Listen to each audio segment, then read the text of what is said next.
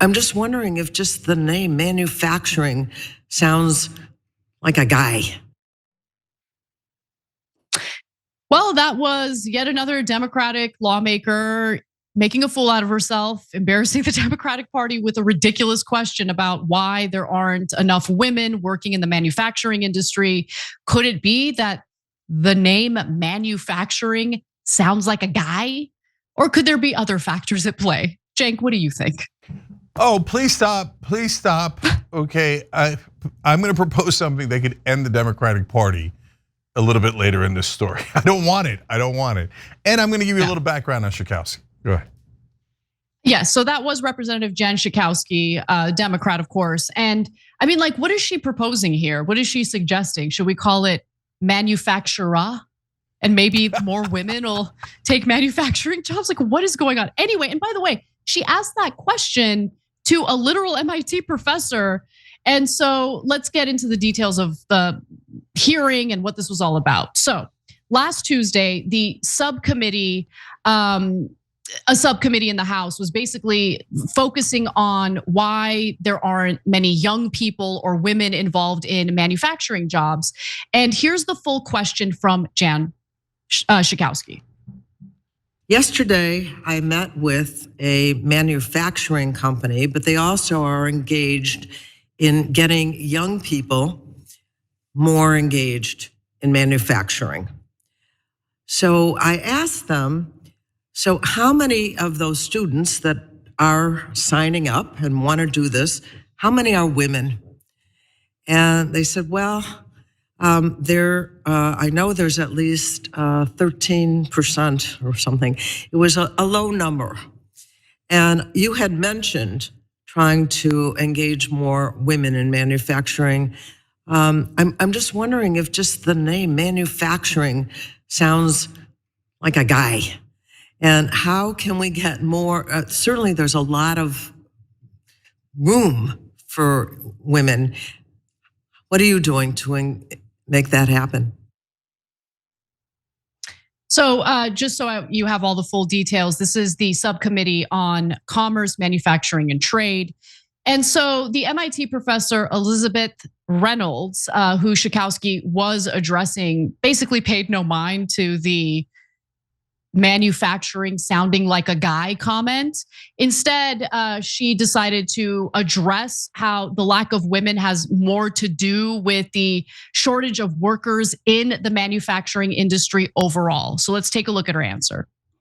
Thank you very much for that question. And it's very important, particularly given the shortage of workers we've just been talking about.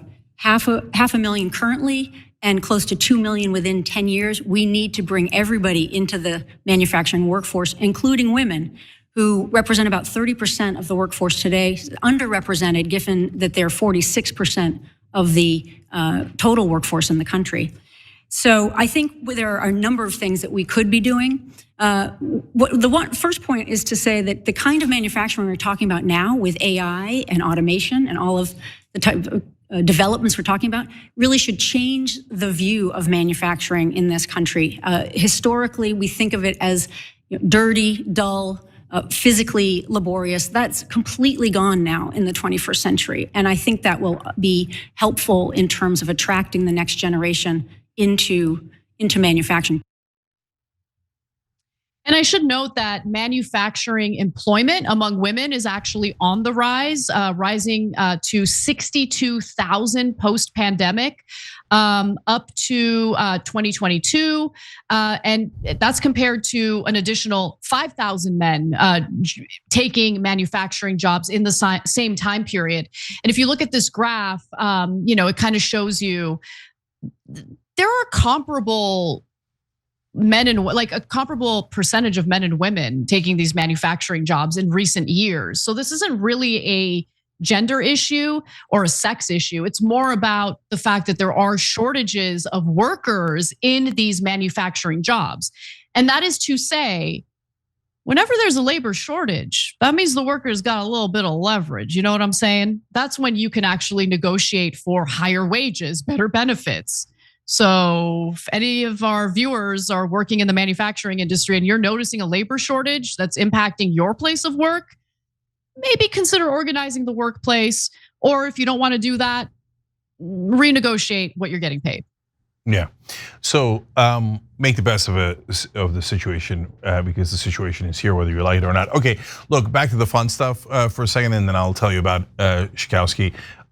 So this is like peak absurdity. Like the Democrats have to cut this crap out. I mean, thank God she didn't say, should we call it womanufacturing? Like if she had done that, we're toast. We'd lose every election in our lifetimes. Stop making up words. Nobody likes it. It doesn't make any sense. And by the way, it doesn't help more women get into manufacturing. And manu, by the way, means hand in Latin. It means working with your hands. It's not a reference to gender. So that's super frustrating. Stop saying silly stuff. Now, having said that, Schakowsky, so that's unfortunately, the word police and nonsense stuff that's comes along with some progressives these days. And she is a deep progressive. But I don't want you to lose sight of some of the wonderful things she's done as a progressive. So it's easy to make fun right now, okay? But she also has focused on protections for trade union workers and on national health care reform. And so she does care about manufacturing jobs. She does care about American workers. She opposed the Iraq war, and I remember that from back in the day, and I've always appreciated her for that. And she comes from one of the, and by the way, she ran a more progressive populist campaign to get into Congress against J.B. Pritzker, of all people, who's now the current governor of Illinois.